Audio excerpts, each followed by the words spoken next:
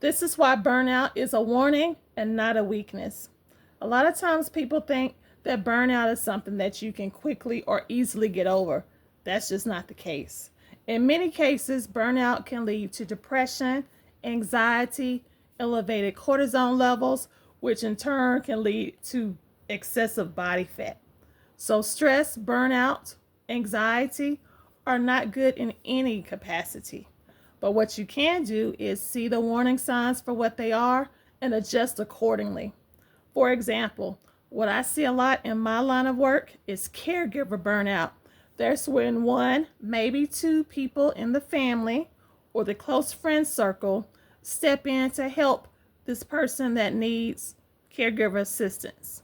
Yes, that sounds good until it's not.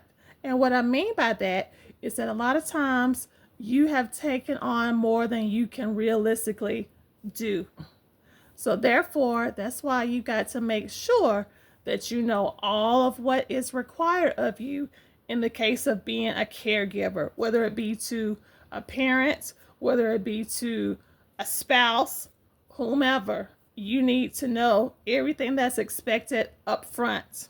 Another type of burnout that you can experience is job or employment burnouts. You may like your job, you may hate your job, but one thing about it is that you've got to make sure that your off time or leisure time doesn't spill over into your work requirements. And what I mean by that is I see a lot of times when I'm out on vacation or different places where people seem to be having work going on. Say, for instance, if they decide to take their kids to, say, a restaurant or the park, I see a lot of parents that have that laptop doing work while the kid is out playing or doing different things.